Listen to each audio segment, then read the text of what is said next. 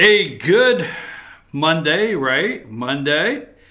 Good Monday morning. I am your host, BKP. We are North Georgia's only live online morning show. And did you have a happy Thanksgiving? Did you enjoy your turkey? Did you enjoy all your light up festivities? Light up J, light up Blue Ridge, Dahlonega, you name it, parades. The Sheriff's Parade up in Hiawassee, a great time over the weekend. And I guess now, sorry we're a couple minutes late here, just trying to get everything rolling back in order this morning. Wow, great weekend. How many Santa Claus movies did you watch? I watched two. I watched two Santa movies. One was a little different. The one on Netflix, is his name Kurt Russell? Okay. I will recommend that. That's a cute little movie, just something lazy afternoon, cute little movie. The Santa Claus Chronicles or something. We'll look it up in a minute, but enjoyed that over the weekend. So, not a lot to write about this morning, not a lot to report this morning. Right, nothing big. I do want to send you one picture here, Josh. I'll find it here in just a second. But, so we have the chaos at the border, correct? We have chaos at the border. And I was trying to find this one picture here. Yes, Nancy Pelosi. Trump's going to Mississippi. We'll talk about that today. Trump's on the campaign trail in Mississippi. John Kasich is saying he's not happy with the leadership, so he has to do something. He's just got to, right? So trying to get myself sorted out here. Invasion at the border. Gene-altered children in China. Crimea. Right? Is that Crimea? Is that, what is that right there? Russia, a real tender situation. Would Crimea be something? I got this right here, and you guys are going to want to see it. It's going to make your morning. It really is. It's just really going to make your morning here.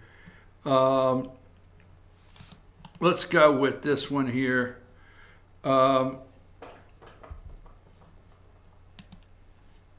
And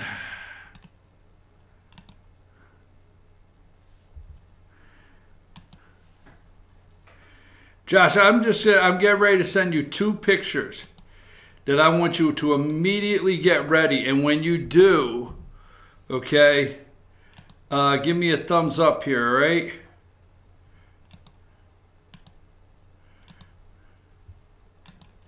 It's 7 and 8.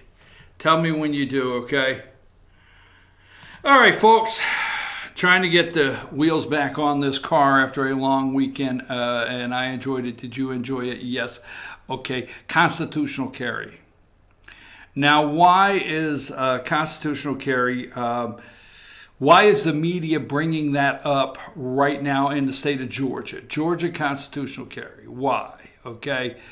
I think I know why. I'm going to explain to you a little later. We have some videos, but you're starting to see that across the state. This representative from Tiger, Georgia, over in Raven County, he represents Union, Towns, and Raven County up there. Give me number 1 there. This is Representative Matt Gutler. And Representative Gutler, he will be on the show tomorrow morning at 8:30. We're going to ask him about constitutional carry. It is all over the Georgia media. The Georgia media is running with this. There's articles everywhere. I'm going to explain to you why I think it's right now that they're so interested in this. They want to lead you to believe that the bill was just filed yesterday, but that's not true. So this is the author of the bill, and the young man, the young representative here that has been on several news cycles. There have been interviews about constitutional carry because he authored that bill in 2017. And we're going to talk about that in just a minute. Today, early voting starts. Do you have that picture of our two candidates? You have a public service commissioner, but this is the race right here. Brad Raffensperger, guy in the red tie. I would say the guy with the gray hair and glasses. But he is the Republican, Brad Raffensperger. Early voting starts today. And the Democrat there, closest to me, John Barrow, is... old Democrat, sounding moderate. Interesting. He is the Democrat, and this is the Secretary of State race. How many of you have had a chance to see the John Barrow attack ad on Raffensperger? It's pretty brutal. I don't have the number. I'll just use it, and you can look it up. But he is claiming Raffensperger owes $116,000 in taxes. And I think this is just a personal attack. Raffensperger, a very successful, wealthy businessman. A very successful, wealthy businessman. He's done very well in the private sector. He's a hard worker that I'm aware of. Started a business. And, hey, he's done a good job. But I guess there's in question, when you have millions of dollars in business, when you operate in the millions, and a pretty good sized business, there are so many times where a tax discrepancy or a tax, you're arguing whether you owe the tax or not. So I don't know, but there's been a big push all on the Sunday shows this weekend. Barrow hit Raffensperger real hard with supposedly saying he owes like $116,000 in taxes. But those are your two candidates. Early voting starts today. Election day is December 4th. But how many of you are paying attention? It's Cyber Monday, right? It is Cyber Monday. You're all out there. You're on the, cybernet. You could be shopping. Put me on one of those other tabs. You can open up a bunch of tabs at all the places you're going to shop. Put me on one of those tabs. You can listen while you shop on the internet. That early voting starts today. Now, do you have those two pictures? Okay, let's go with number 7. I mean, isn't this beautiful? I mean, doesn't this just make your day? Boris and Natasha got married. Yeah, there's Joe and lovely Minka in there. That's Muskrat Joe and Muskrat Minka, and they got married. This a quiet ceremony, just close family and friends. And yes, and there's number 8. There's Elijah Cummings. And Joe Scarborough tells you that one day he was a Republican. I could tell you why Joe is now a Democrat. Just can't do it on the show. All right, there's the lovely Minka. Lovely Minka. Okay. She is, her and Joe got married. Elijah Cummings performed the ceremony. Okay. Now, they snuck in an interview over the weekend, and I want to give you this one. We're going to talk about this. I know there's chaos at the border. Okay, chaos at the border, and I know they're telling you that a set of twins were born in China that genetically altered. The Chinese have genetically altered these two twins over there. I know we've got the media. Is it not sick? The media is waiting. I swear, they're waiting for one of our military to kill a kid. I'm sorry I had to bring that to you, but if you're watching anything on CNN, MSNBC, any of the media, they are watching and waiting, okay, for the media, for one of our military to kill a kid at the border. I know you don't want to believe that, but you watch and you will see. Now, I had it here just a minute ago. Okay. Now, we told you this guy wrote your Thanksgiving. Did you get through Thanksgiving safely? No fights, no arguments with the family. This guy wrote all of your Thanksgiving need to impeach. Billionaire Tom Steyer, okay, wrote all of the Thanksgiving notes for family and friends to argue with you during the holidays in case, you know, anything came up. Are you serious? Do you really think we should impeach the President of the United States? Now, let me say this. This past weekend, while everybody is watching, okay, while everybody is watching, you're shopping, you're out getting your Christmas tree, okay,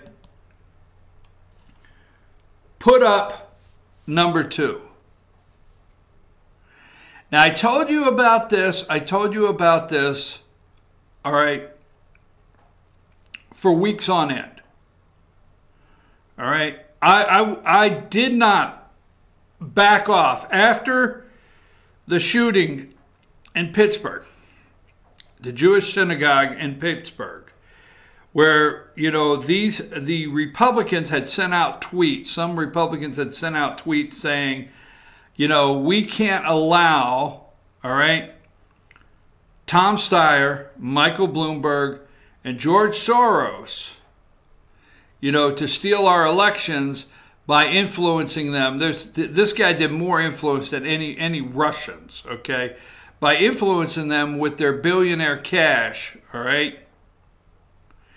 And immediately, Republicans were taking their tweets down because the 3 guys in the tweets happened to be Jewish. All right, and Tom Steyer's half Jewish, okay? This guy made a major push. Now you've got the California, Orange County. I told you this last week, all right? You got California, Orange County. You've got Wisconsin up there. He almost did what he wanted to do. He almost accomplished what he wanted in Florida, and he almost accomplished what he wanted in Georgia. But he's not done with Florida or Georgia, okay?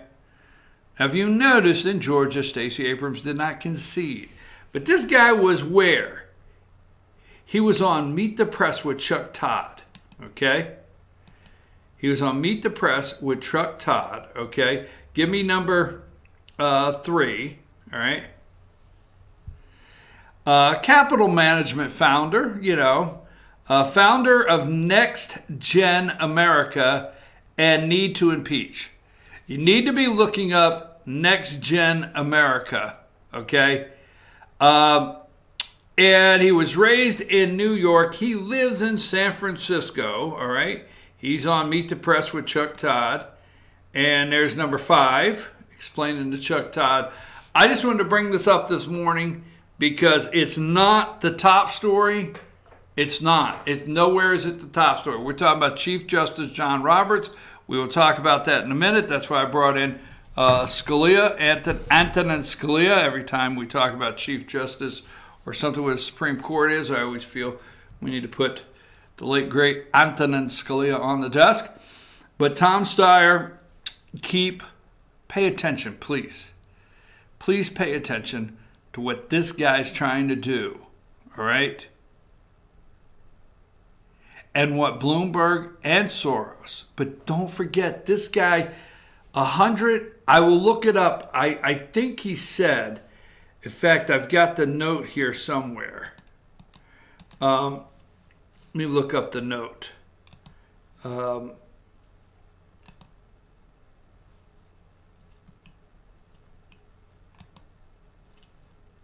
Hang tight here. I got the note here.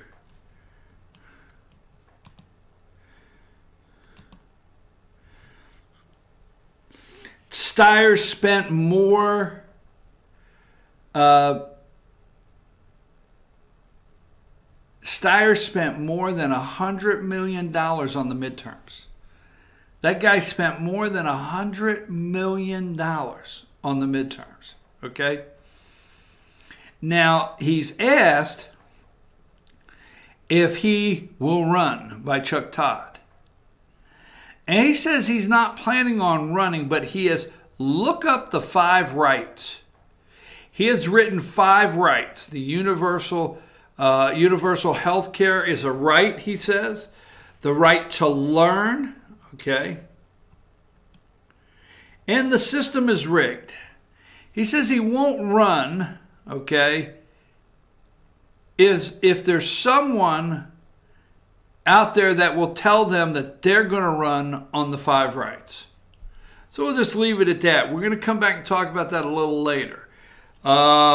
Chief Justice John Roberts, I know what the argument will be here. Let's go to number 4. Number 4, we don't have, this is Chief Justice John Roberts' statement to the President of the United States about the Ninth Circuit. We do not have Obama judges or Trump judges, Bush judges, or Clinton judges. What we have is an extraordinary group of dedicated judges doing their level best to do equal right to those appearing before them, okay? Chief Justice John Roberts. Now, is he trying to head off of not letting the court become the media in Trump's eyes? And that's a question I ask with Chief Justice John Roberts. Now, the thing is, in theory, the Chief Justice is correct. We should not have political courts. I don't remember, maybe you do and you can send it to me. I don't remember John Roberts publicly rebuking Ruth Bader Ginsburg. I don't think John Roberts remembers Thurgood Marshall, Chief Justice Thurgood Marshall. There's been a lot that's happened, and I know Chief Justice John Roberts was sitting there the night that President Obama went after the Supreme Court, right there on the front row. So is Chief Justice, and this is my thought, and I did not hear this from anybody, is he trying to head off or trying to get out in front of the President of the United States? And is this an underlying meaning like, Mr. President, I know every time you attack the media, things get ratcheted up. I don't want things ratcheted up on the court. I want to keep things down. Now, I don't know. I'm not ready to totally attack Roberts other than I think he's out of line with this statement. But is he trying to tamp it down and say, let's not go after the courts. You've got a lot of cases. Now, I'm just saying out loud. Just think it out.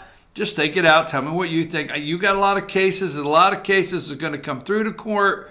We want to be careful with this, getting rhetoric on whose court it is and who these judges are, based on some things that may be coming down the road. I'd like to stay out of the media where you're the fake news. I'd like to stay out of that circle. Was that Roberts' only intent? I don't know. I'm just asking to open up the conversation.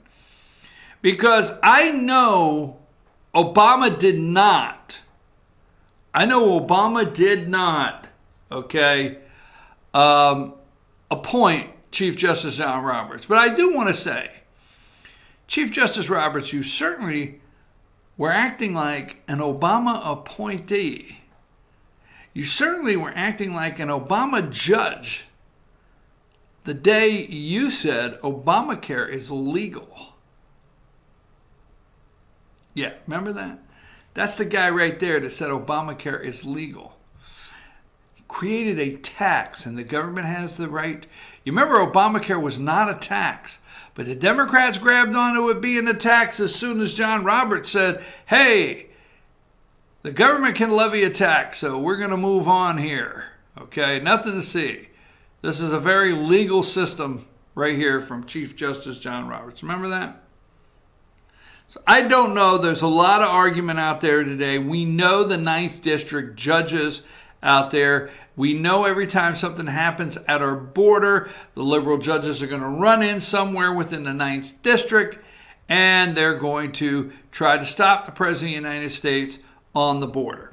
So we'll go over some more of that. When we come back, I want to go over constitutional carry and how I'd just like to know how these people are always in these rooms when things happen. Like when Kirstjen Nielsen supposedly and Chief Justice, Homeland Security Kirstjen Nielsen, and Chief Justice, Chief of Staff John Kelly, are supposedly opposed to giving the military authorization to use force on the border, and an argument took place in the White House with them and the president over this signing the authority for the military to use force if necessary. Who's in there that reports this stuff that supposedly they say happens? Okay. I'm your host, BKP, and we're going to come back. Constitutional carry in Georgia. Do you support that? Do you support constitutional carry? Do you consider what's happening at our southern border an invasion? Do you? Are you prepared? Do you see the pictures of the kids?